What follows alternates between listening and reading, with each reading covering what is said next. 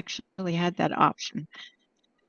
Okay, well, we'll of have get, it. You can delete it after, but you'll have it just in case we come up with some brilliant ideas. And sometimes there's this feeling is like, ah, shit, we should have been recording this. So that way well, we don't. I've got stuff to write with. I've got some notes, and so I like both options. Thank you. I appreciate that. Obviously, with my work as a therapist, I don't record any of my sessions, so I Yes, didn't even of think of that. course. Yeah. Well, I guess let's start. Tell me what, the therapist question would brought you here. What made you raise your hand? What didn't bring me here, huh? So I recognized after giving myself a chance to breathe for a while, because ever since the pandemic, I have really not taken much of a breath except for when I was forced to. Hmm. Um, the forcing being my body just fell apart, and I actually had to take the first sabbatical I ever took in my entire career. Wow. So um, then I jumped right into more stuff, and then got introduced to piano, and then sort of got taken and carried away with all the lovely stuff in there, been having a ball, but never really took a moment to say, what do I want to do with all of this? Because I watched wave after wave of people say finishing a PN cert, like level one or level two, saying they either wanted to up their game in their practices or work for someone or get their certification. And then I realized, well, that's great. And what about me? Like, is Yeah. that what I want? So I've done all the levels. I've done the different things that I can so far, and I'm sure there's always more to learn. But there's that point where I'm just like, so what do I want to do? Not learn more necessarily. What do I want to do with Yeah. all this? And I have just kind of pulled up a blank. I thought this would be a great place to allow somebody who's been in it longer than I have in a different area of focus, but Mhm. what I would consider, I've always thought of coaches as allied health Yeah. professionals. They're in the same stream. We're just taking different pieces of it.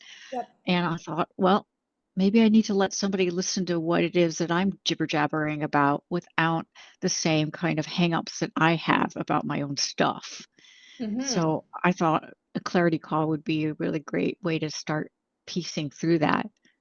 Beautiful. Well, so draw a timeline for me. So, because you studied therapy in some form and you are a practicing therapist and have been a practicing therapist for 5, 10, 15, however many years it's been. Is that Okay.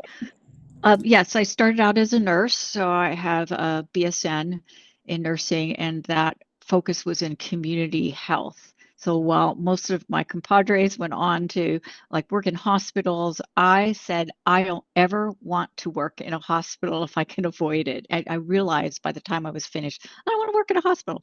So I picked community health, did that for a little while, went on and got a master's degree in divinity, and then got a master's degree in counseling.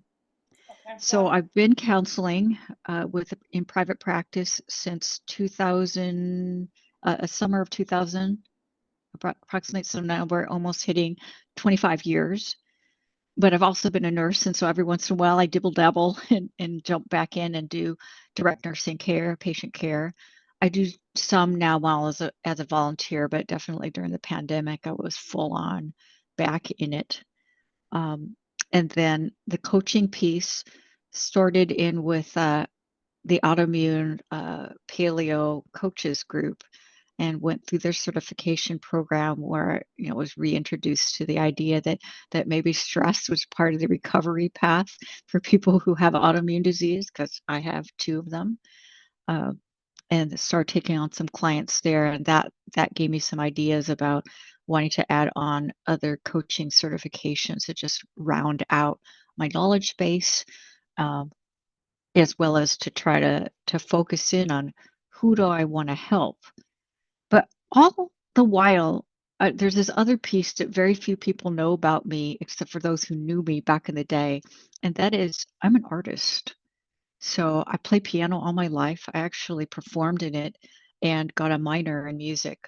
I had a brilliant piano teacher who was an opera singer, with Northwest Opera in the Seattle area, but also a great piano teacher who happened to love taking young women through the pageant process just to win piano scholarships. She goes, I don't care if you don't think you're beautiful or you don't think you're talented, or you don't think you're smart enough, or you don't even like pageants. If you do one of these, you'll get the scholarship money. You could get $20,000 a year if you do well at it. And I went, I don't need 20,000, but I could use 8 or 10. And so I scholarship myself through college that Wow. way. So I paid for most of my nursing education by playing piano, um, writing things, writing poetry, writing things for magazines. And so, although I wouldn't say I'm the greatest writer, I really enjoy it.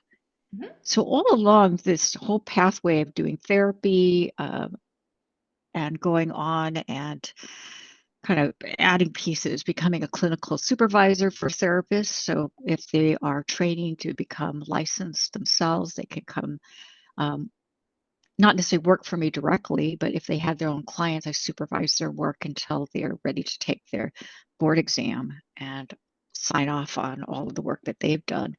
So I went and got clinical supervision certification. I mean, I just kept adding.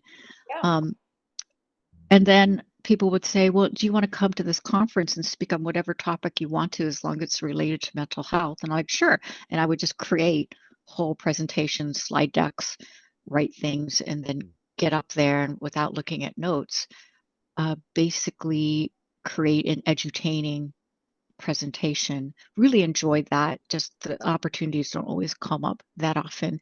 And I had a really both positive and negative last one a couple of years ago. And in the pandemic, I showed up at the conference and I was their keynote speaker. The cool thing about that is I was their keynote speaker. The bad thing about that is I was their keynote speaker. It's just the audience didn't recognize me because they were looking for a white woman. And I say that knowing that, between the two of us, this is a very different lived experience, but I got treated like the help. Wow. People were asking me to go, could I get sugar for them for the tea table? Could I get this and that and the other until I was introduced and I just saw jaws dropping because I didn't try to fix that right then. I was just like, okay, you know what? As an experience, I should just go roll with this. Yeah. Let's see what happens as a social experiment. One of the more traumatic things I've gone through where people were like saying, we don't have these plates. Where are the plates? Can you get that for me? Go tell your management. And I'm like, well, okay. So I helped them and actually integrated that into the keynote talk about how we work with people. Turned that around, but then said the part of me is like, I'm not sure I'm ready to go back and do that again until I sort through some things. And then the pandemic hit, and then more anti-Asian bias and all that stuff. So here I sit here and I'm like trying to figure out. I made a list of everything I love to do and everything I'm really proud of having done, which is I've built a private practice where I don't have to look for clients anymore. They come seek me. It's just beautiful. There's a great referral system out there. The insurance companies know my name. They know my specialties. So if somebody drops in who's got a profound, long-standing eating disorder that's been resistant to therapy, they've been through a number of different cycles with different people or different programs, and they're looking for somebody to work with remotely. The insurance companies know my name and they'll say, let's see if this is a good match. If you could help this person, we've made certain that they have all the insurance coverage they need. Will you work with this person? So that would be one example. Um, Others just find me because there aren't as many BIPOC therapists that they can find who are available, but I limit my hours. So I limit my hours to no more than 20 clients a week. Hmm. I'm always full. I've considered opening that up more, but I'm at a place to say, why do I want more clients of any sort? Even with coaching, I thought maybe what I wanted was more coaching clients. But then when I tried doing that in the first cycle last year, immediately added on 8 clients and watched how quickly they cycle through that place where they want to say, I quit. Mm, Even using like a very slower process, listening and seeing what they're ready, willing, and able to do, asking all the right questions, using motivational interviewing, they cycle through that process way faster than my therapy clients ever do. wow. Mm-hmm. So the average therapy client stays with me 2 to 3 years. So Mm, far, my average coaching client stays no more than 6 months before they're already kind of chomping at the bit right. to try something different, which I always advocate to say, yeah, well, I'm open to that. What do you think? What are you having in mind? When they say things like, I want to do a fad diet, I Mm-hmm. remind myself, wow, I didn't actually take all these certs to become a diet coach. I really probably took all these certs to extend therapy into life coaching. Right. Um, and so I let those people go. I found them other people to work with because I realized that wasn't in alignment. So Right. now I'm sitting there, what do I like doing? So I like educating. I might even like creating CEUs. Um, because I have the background now to do it. You don't need to have a PhD to write good material. Um, How would you characterize the discontent? Because like mm, on the surface, we can kind of look, right? And I ask that also knowing that this is a very common story of successful women, right? Where kind of like you have this mm, amazing, brilliant, accomplished woman sitting in front of you, and I'm sure you do too in your coaching practice and your therapeutic practice. So, what is, I am educated, I have built this coaching practice from scratch. Insurances know my name. I'm always full. I could mhm. open more hours, but I don't need to. Where is the itchy part? Yeah. The itchy thing is that I've always believed that I was meant for even more. Like there's been a casting of vision all throughout my life. I've had doctors tell me while I was working as their nurse in their saying in their field, like, why didn't you go on to become a doctor? You you were meant for more than this. And I said, well, I'm satisfied doing what I'm doing. And they're like, for $25, $30 an hour at that time, like, no, you were meant for more of this. And I just kind of chalk that up. It's like, okay, thinking about it. When I went on to my second master's, the entire doctoral uh, staff said, would you like to get a PhD? We'll support you if you do. You figure out what topic you want to study. We'll create a program around you and get you a PhD if that's what you want. And I went, thank you, but I don't even know what I want to study yet. And I don't know if that's what I want to do. I don't know if I want to teach or do research. They're like, okay. Uh, the same thing came along as I would do presentations. People give me great feedback and they just say, where have you been? Like, Mm, why aren't you doing this more? And then I would take CUs from other presenters and really accomplished providers of mental health care. I would participate in their groups. I'd be vocal, ask questions, engage. And then they say, where have you been? Like, why aren't you doing this? I think I had reasons before, but they don't make any sense. I'm mm, 57 years old and I'm thinking these are the last really good years of what I do. Is there any way to combine all of this education, my creativity, my background in the arts, my interest in holistic, healthy body, mind, spirit, environments, relationships, everything. There's Well, some way to combine it. allow me to say something obvious here. Um, you have been combining it. Like Hmm. you are it. You are the combination of all of these things.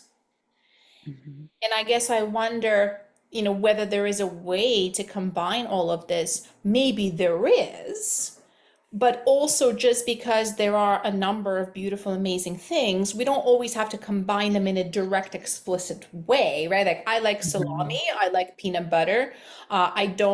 They don't necessarily need to be combined, right? Like it becomes a little bit forced, let's just say. Right?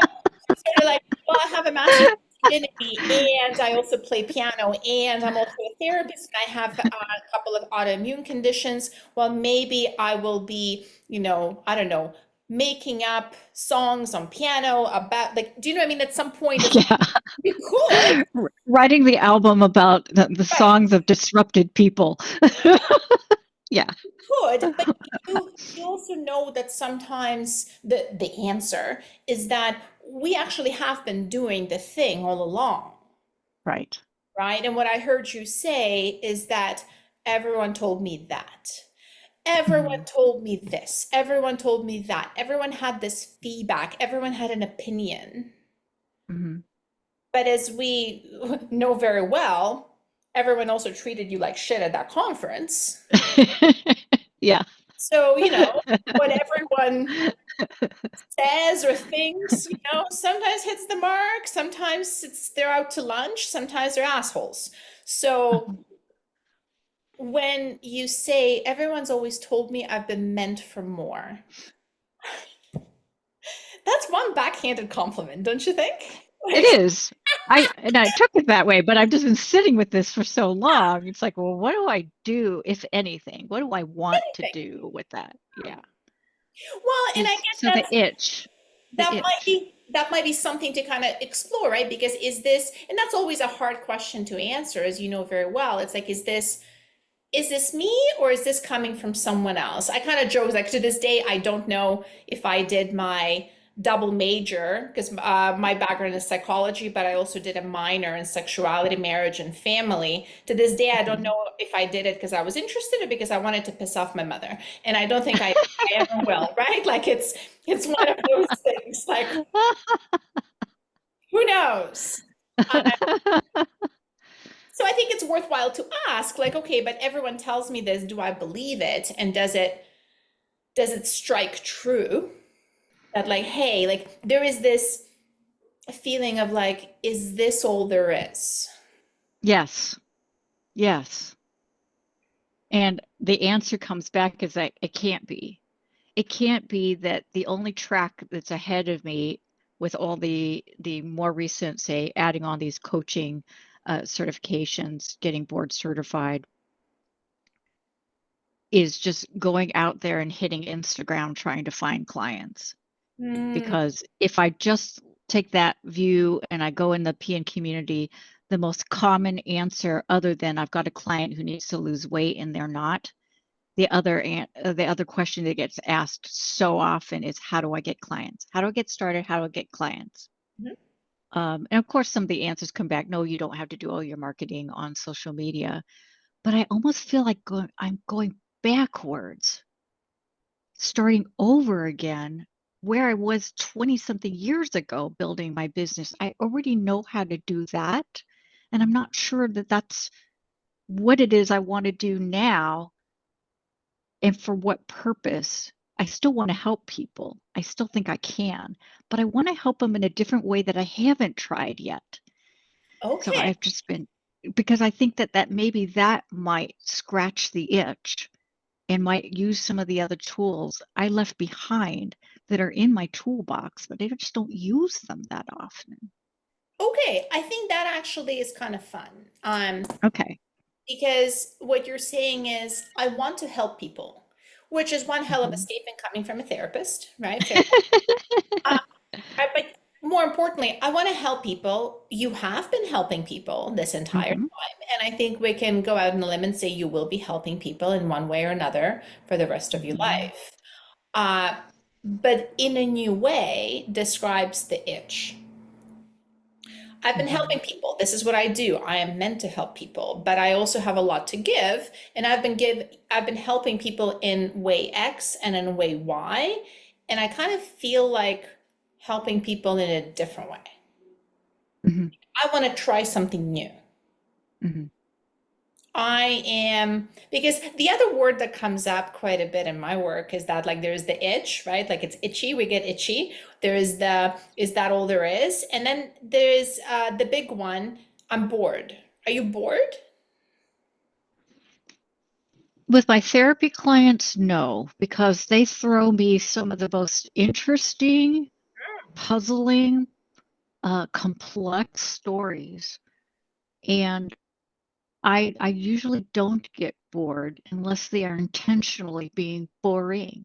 I actually had a client some years ago who was so boring that he'd fall asleep during his own therapy session. I Amazing. thought it was me at first until one time I asked him, I said, "This is just going to sound so rude, but are you bored?"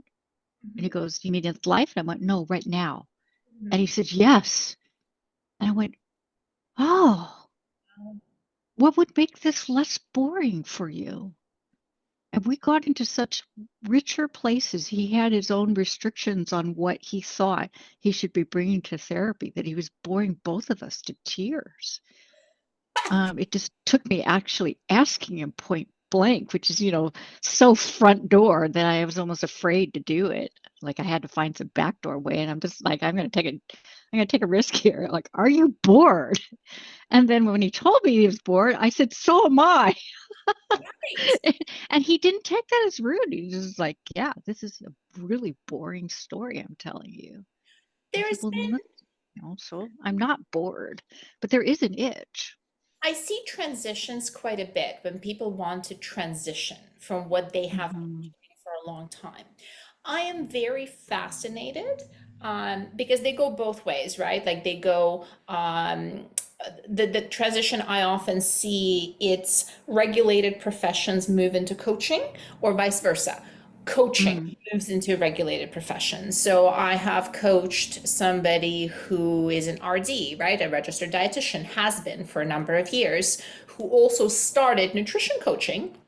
And after a couple of years of that, she wanted to drop her designation, wanted to Mm. stop paying fees, wanted to no longer be part of the college, did not want to take notes in a particular way, right? Like, because what she was doing was nutrition Hmm. coaching. She no longer needed to be an RD, right? Like, so that was like moving out of a regulated profession. And I see that also with registered nurses and nurse practitioners moving into nurse coaching or health coaching. So there is that path, right? Hmm. And then there is the other one, and that's,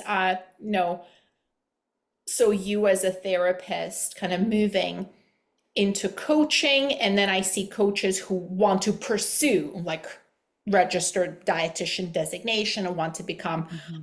a therapist. Somebody asked me that a couple of weeks ago. They said, if you weren't a coach, who would you be? I said, I'd probably go back to school and do my master's in counseling, right? Like that's Hmm. a natural back and forthness of it. But Hmm. I think given your direction, it's interesting because you said, I'm not bored with my therapy clients, and that the higher churn rate, right, Hmm. of coaching clients, I can see, like, if I were to go and become a therapist, I could actually see that being somewhat, let's say, more rewarding in some ways. Because what happens, your clients are with you for an average of 3 to 4 years. The coaching clients are with you for 6 months. You said, I'm not bored with my therapy clients. I am deducing a little bit that you're Hmm. pretty bored with the coaching clients. It's same shit all They over don't they again. don't stay long enough for me to know, and it's been such a short period. I can't actually even rate that. I am actually excited to see the coaching clients. I am a little bit more miffed about how the churn rate seems to be faster. I Mhm. Well, because I I was expecting them to stay a year. it's not that unreasonable because I think that like 6 months is not that unusual in the Mhm. coaching industry, right? Like 12 months, Mhm. 6 to 12 months. Like that's a Mhm. pretty typical um duration that I see. Most of my clients stay with me 12 to 18 months. I can count on one hand people that have stayed with me for 3, 4 years. They're like lifers, right? Like that Yeah. is a long time in coaching. But I can also see some of the potential like frustration here because as a therapist, when people come to you as a therapist, they are set up to for work on an internal process, work on a thing, right? Like that is therapy takes work, therapy takes a long time. Like that is in our vernacular. Okay. Coaching is heavily anchored in tangible outcomes. The faster, the better. Preferably 12 weeks. 10 weeks is even better. And because coaching is so heavily rooted in very much the body transformation still, right? Like everything kind of rises up from that. It's the macro coach and the nutrition coach and the gut coach. And yes, sure, we have all kinds of coaches now. There's finance coach and relationship coach, but it's still kind of all started in that, like, you know, the before and after pictures. And I think our entire perception of what very tangible ROI. Okay. So that is me saying that doesn't sound surprising to me. I don't think that's you. I think it's industries and the different expectations of industries. That's not to say that you can't have a longer relationship with your clients. Like, I mean, some systems can help us with that, right? Like when I work with clients, 6 months is a minimum amount of time that we work together for. I kind of like just anchored it in. But that also took a while. And in some ways, I'm also fighting the industry, right? Because they can go out and get somebody for 1 month. It won't be me, but they can. Similarly, when I work with personal trainers work in an industry that is anchored to charge by session per session, billable hours. Right? And then they experience this during vacation months because everyone's gone, everyone's rescheduled, right? So, and some of my clients, what they work on is restructuring their entire business towards something more like a retainer, which is very weird and different. And they do have to push, like they push against the standard very much so because clients go, well, what do you mean? You're a personal trainer. Personal trainers charge this way. Not me. I do it this way. All right, so you notice I'm kind of getting at a combination of, on one hand, yes, we will expect faster turnover, just generally. And there is also always something we can do, especially given your pedigree, given your background and experience, and knowing how to build a business and ability to be picky is where you can also expect more, right? Like you can expect more from your clients and hard code some of that in. Okay. So then the next question I would want to then explore is like, well, if you're not bored with your therapy clients, there are all these additional certifications and like knowledge sources that you have pursued, like these multiple courses that you're taking to add.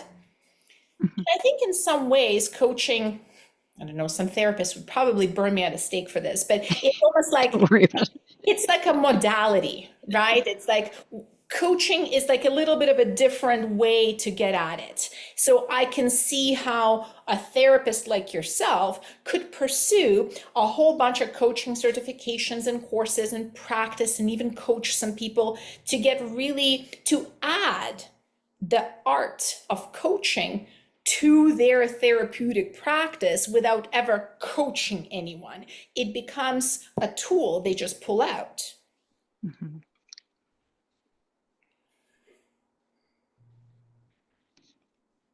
I actually already thought about that, and I'd love to get some feedback on this. what I was taught about coaching is that it would automatically be a part of every counseling session I would ever do. Mm, And within the National Board for Counselors in the United States, we're actually told as part of our education to expect about 10% of your actual practice with your client to roll right into the coaching aspect, to ask people what do they want to do with the insights that they're getting. And I tell all my clients, I don't think the counseling that you could get, which is just insight oriented, will feel like it was worth it to you until you finally ask, so what? mm, mm. So what if I figure out that my mother hated me and then did these awful things to me, and I had this life until I figured out some things and overcame them and thought of a different way of reconciling my anger with my mother? Well, it's only what you do with that, not just the insight, that's actually meaningful to most people. So there's always going to be some coaching. Problem is, I cannot use my counseling practice to replace to be replaced by coaching one without declaring that. Because by licensure, if I'm going to use insurance, I Right? cannot do that ethically, right? I have to treat the client according to counseling best practices and whatever. But I can include 10%. This is a rough figure. Nobody's there auditing me, at least not now. But um, what I thought that I would be doing was a side by side practice, which is some people would finish their counseling and then want to continue with me on the coaching side, and that would be briefer, but it might take them from, say, where they started with me. They had disordered eating, um, a problem with drinking alcohol to no end in terms of challenge drinking, that it was affecting their life, their relationships, blah blah blah blah blah. We work on the treatment side of that, and if they when they exit their treatment, maybe they want to continue on and say, I think I'm in a great place now to work on some of the structure around that, more so in my home, or how I do this in real life, the relational pieces, the actual, I need to drop some weight. My doctor says so. Can you support me through the coaching process of doing that? And I thought, well, that would be great to have the side by side track. It's too early in the game for me to know because none of my clients have transitioned that way. But what I have given is little tastes of that coaching, and I've let them know when you feel it's the right time to wrap up your counseling. If this is something you're interested in, we should probably talk about what that would look like, what the ethics are about that, blah, blah, blah, blah, blah. So there's always that piece. And I thought, would that scratch my itch? I Mm. don't know because it's so new. Well, my perception of the two fields when it comes to therapy, counseling, and coaching is that they are two overlapping circles. They're touching, right? Like there is a good degree of overlap Oh, because yeah. I mean, if you look at the more, let's say, present focused, solution focused modalities, they're very coachy in nature, right? Like if Yes, they are. CBT and MI is a therapeutic modality. So you could be an MI therapist. So how is that different exactly from being a behavioral change coach who uses primarily MI? Honestly, this is a very blurry distinction. Are they different? Well, one went to school, one's part of the college, and one's paying the fee to the college, and one is not, right? Like that, there's the pros and cons of the coaching being an Hmm. unregulated industry. Meanwhile, if you're, doing psychoanalysis, yes, that would be very different.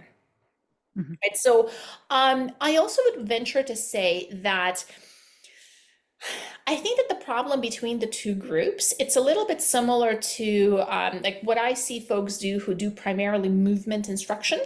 You are a yoga teacher. You are a Mm. dance teacher. You teach movement of some kind, personal trainer, strength coach. And then, because they're passionate about health, they learn about nutrition and they do a nutrition certification. And now they want to add nutrition coaching services to their practice. What they Hmm. find shockingly and disappointingly, is that while there are some people who are seeking that nutrition change, that nutrition coaching, there's a bunch of people who don't. They have zero interest in it. Mhm. They want you to teach them goddamn yoga. And yes, maybe they want to lose weight, but you and I both know wanting doesn't really do anything on its own. We can want lots of things. I Mm. I want to speak Italian. Ask me if I've done anything in order to speak Italian. No, I have not, but I still want to. So, right, like there is that it's two separate kinds of people. And then sometimes these folks are a little miffed. They're like, I don't understand, but like they want to lose weight and now I do nutrition coaching. Why wouldn't they? It's like, but they never came to you Mhm. for nutrition coaching. And I actually do think that people seeking therapy and people seeking coaching will be two buckets of people. They also overlap, right? Yep. But they actually are kind of looking for something different. And I think it would be tough to, I think it would be tough to bridge that gap from one to the other for the one singular person. I'm Unless they came in with it seeking both. That would be maybe the exception. I exactly. have one who's just about to onboard. She's seeking both, and she actually is a good candidate for both because she doesn't need long-term therapy. She needs brief for a medical condition, but it intersects with something going on with her nutrition. And so she did ask, can you do nutrition coaching after this part wraps up? And I said, absolutely. She said, So I my prefer to work with the same person. What's tricky there, because I think you hit the nail on the head. It's like Mhm. if they look for both right off the bat, 100%.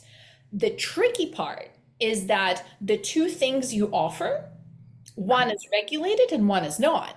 So you can't really do it simultaneously. It needs to be That's correct. completely classified as one or the other. So you actually can never do them at the same time. You have to do them consecutively, right? Like we Right. start with And therapy in one direction.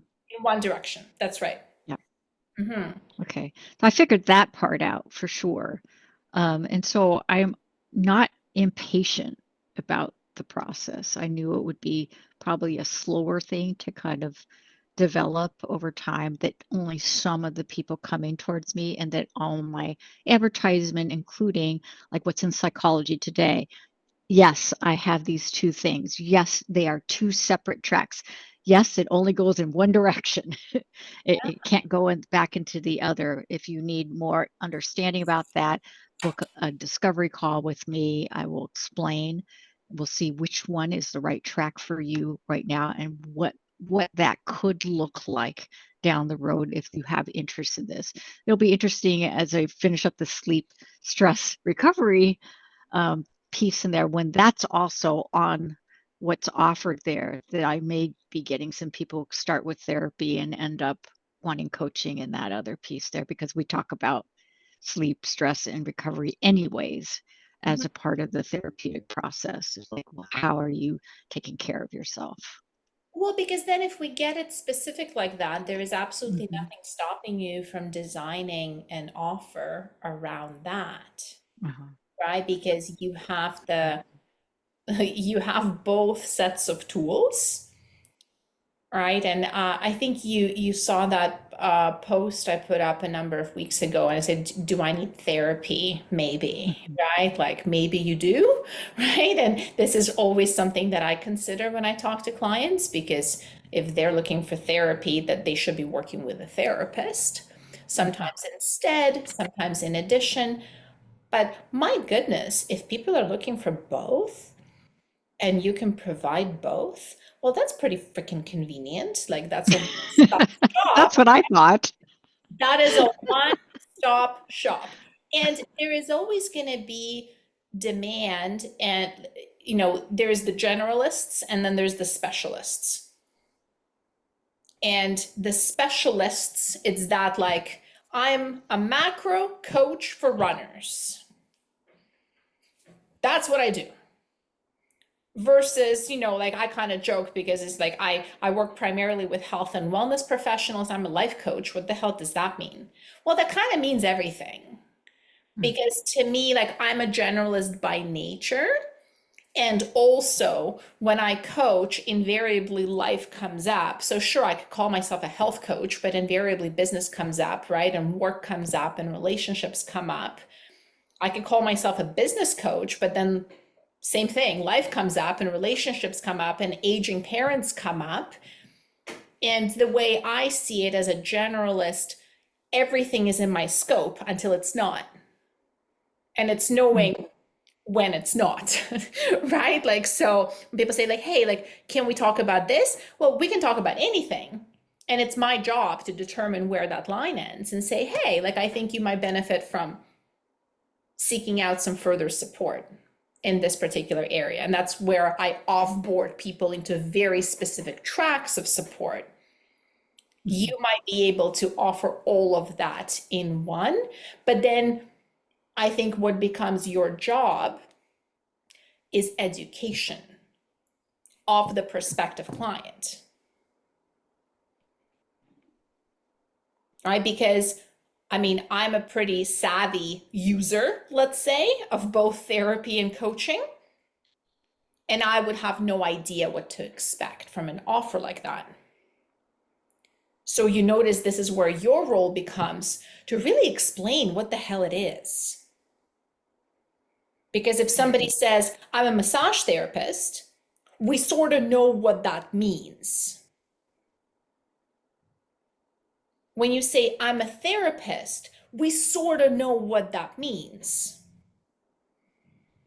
But as soon as we start combining things, and when I work with folks that are kind of really struggling with, like, what do I call myself, right? Like somebody said to me the other day, she's like, I don't know, I want to call myself a weight loss coach, but that's not quite it. And there's a lot of that in my practice where I was like, well, you have two choices.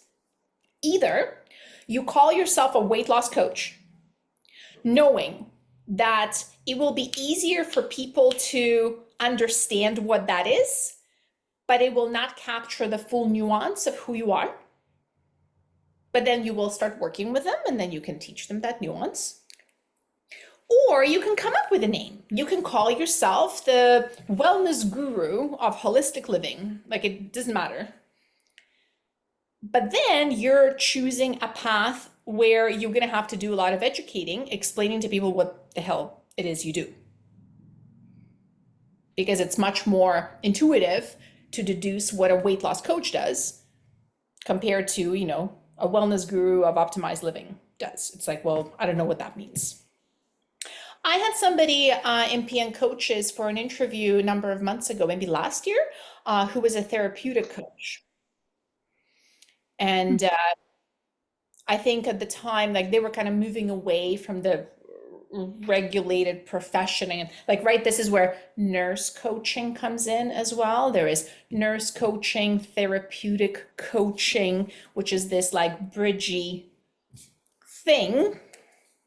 But as soon as we have a bridgy new thing, we have to do a lot of explaining as to what that means. That's not a bad thing. It's an intentional choice. Okay. Hmm. I maybe I started thinking about that, just not in those words, when I was making a list of topics of things that if you asked me to like develop a talk to educate people about it at a very lower but entry level, could I do these fairly easily? And topics that I wrote down, just like quickly scribbling down: caring without convincing, um, using narrative therapy for coaches, like Okay. just boiling it down to these things. Putting care back into culture, or sorry, putting the culture back into care. Uh, making How to make sound decisions. Some of my younger clients ask this all the time. I don't know how to make good decisions. I don't even know how to begin to unpack that. So I was just like putting all these different things down. Oh, my favorite, relentless self-care. I have clients asking me over and over, will you write a book on what relentless self-care is? Will you include something that has to do with trauma, please? Right. They're telling me what they can't seem to find and what they'd love, or that they think that I would be good at breaking it down into a book format because they themselves feel like that's what we're doing in the session as I'm helping them walk through that.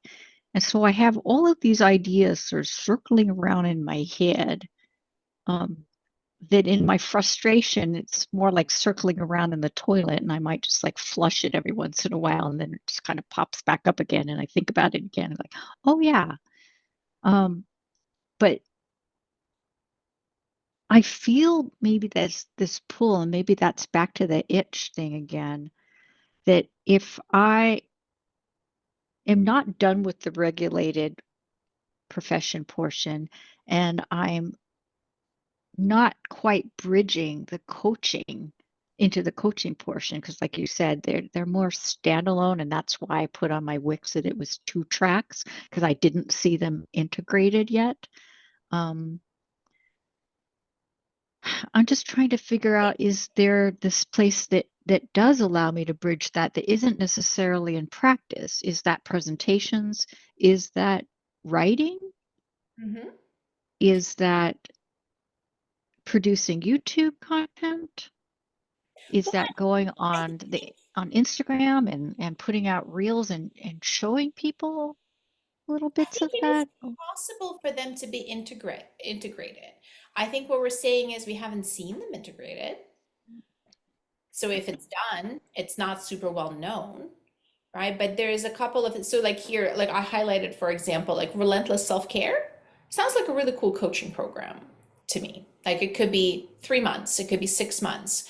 What is really unique about your credentials is that when you consider relentless self-care, and when you consider the barriers and obstacles that stand in people's way, right, in terms of actually practicing self care, a lot of it is going to be rooted in trauma. And trauma and things being rooted in trauma is the area where every well meaning, good coach is going to tread very, very fucking carefully. Right? Because not really my pond, right? Like, so we can talk about, we can educate. I have some education on trauma and resilience specifically, and still, right? Like, I'm very much going to be talking about it. We're not going to go in it. You can go in it. And that is super cool, right? Because then we could dream a little and we could visualize a program. Whether logistically it is allowed to be one program or not remains to be seen. Maybe it's not, and maybe it's a two-parter, right? It's like relentless self-care in 2 parts, where there is a therapy part and the coaching part. And I think that can be a powerful combo, because there is the therapy part that is like, oh my gosh, how do you even start breaching the freaking topic of self care without starting at the beginning? Let's start at the beginning. So, this is where it starts. It's the therapy. And then the second part is the coaching part. That's the so what part.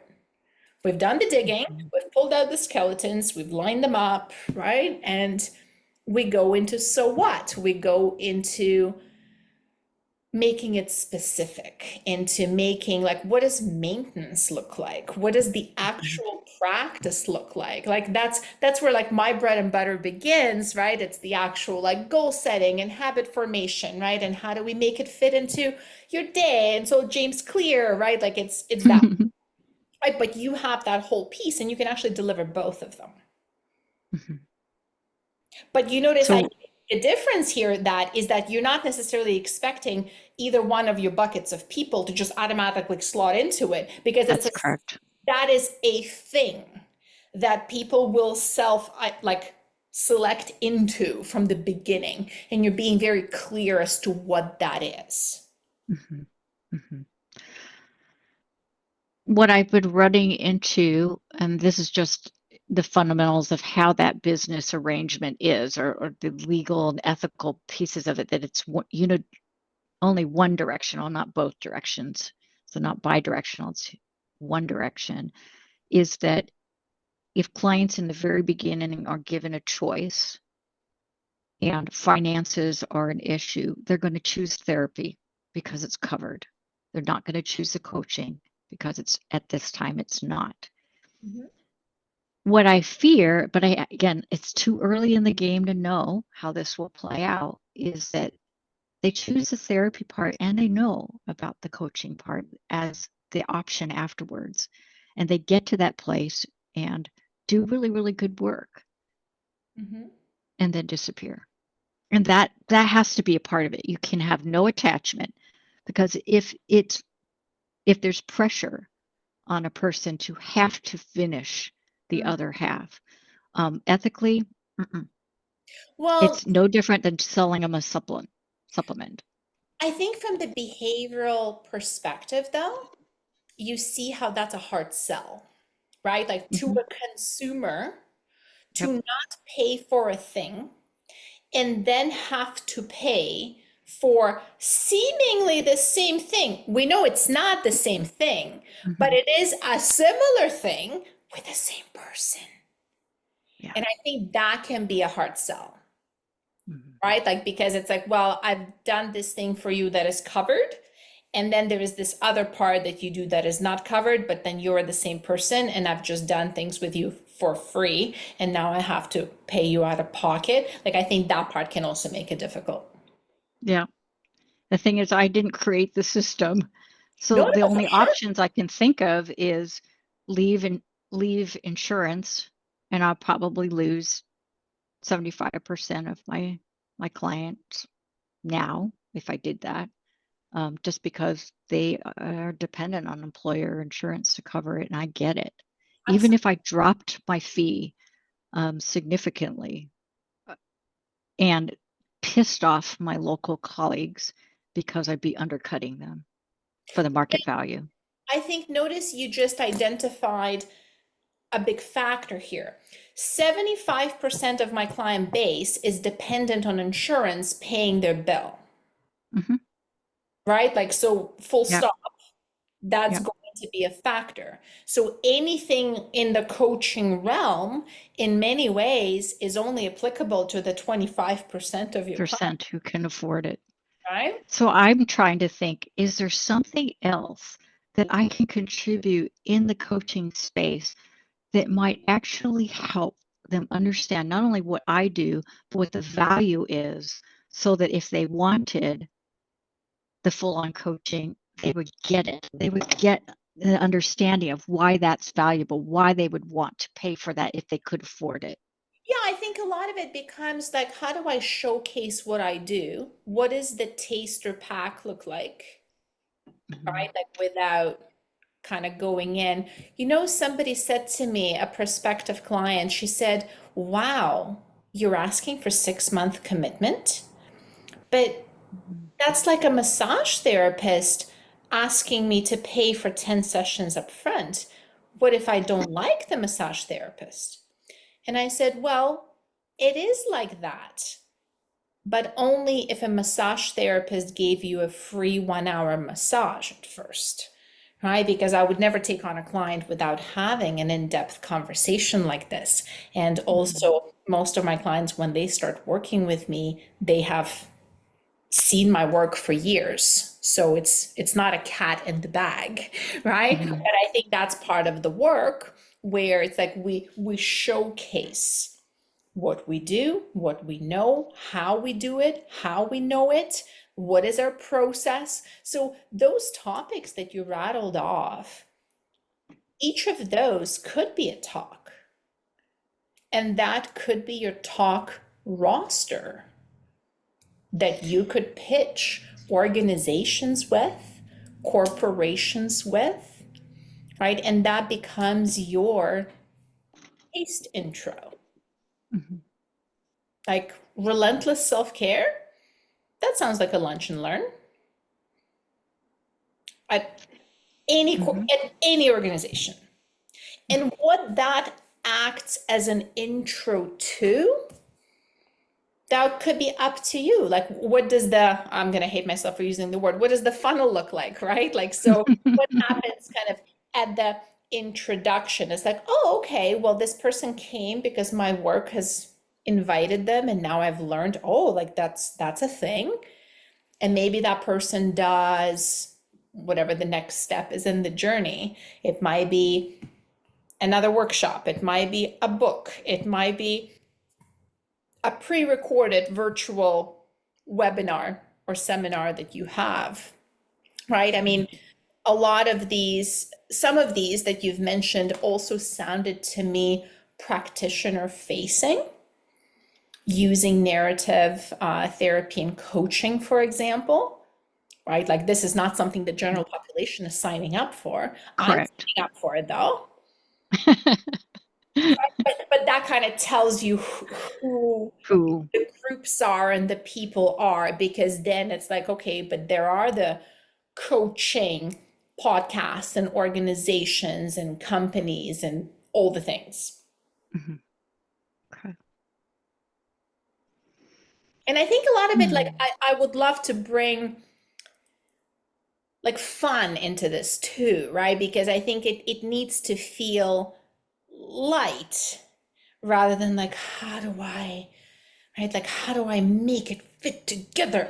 Um, I don't know if you saw, I did a workshop a few weeks ago that I called Operation Anti-Fragile. I It was on injury management. It was like injury management from like a holistic perspective, like a deep health approach to managing either acute or chronic injuries. I pulled it out of my butt. Like, there is nothing I do with injuries generally. Like, I'm not a physio. You don't see me talk about adjusting squat form for knees, right? Like, that's not what I do. But it just sounded interesting. It sounded fun. And it was a rabbit hole that I went on. And I was like, oh, hell, let's do it. Right? Like, just put it together, make it into a thing. And it was a low ask. It was like an hour and a half. It was $49. So what was interesting is that I saw names on that list, people that registered, that I have never seen anywhere else. Hmm. Right? Because they weren't coaches. Some of them were coaches, some of them were clients, but there were a lot of people that like know me, know of me, but would never sign up to work with me in the particular like life coach for health and wellness professionals capacity. But they were a regular person walking around with a nagging injury, Mhm. and I think they have like certain respect for what I do. So when I was talking on that topic, it's like, oh, I wanna, right? So, but you notice it's that combination of like, oh, that would be fun. So like, which ones of these would be fun? Like, what would be fun? Would it be fun to put together a talk on relentless self-care and pitch it to 20 different organizations and see how many bite? Hmm. Notice I said 20, not two. Yeah, I know. I have a couple of medical oriented places that have told me that they would love presentations. I did one last year just as a taste, or actually it was early this year, excuse me. So it was in January, um, to an eye doctor's clinic.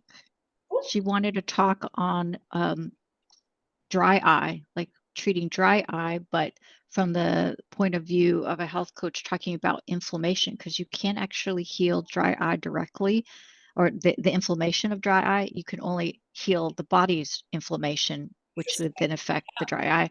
So she had me do a presentation, and I thought, oh, well, maybe we'll get a handful of people. We got only 10 in person, but we had 50 online, Wow. and they showed up. She got the probably the most interest in terms of more people making appointments to Yeah. sign up for her and her eye care as an eye doctor.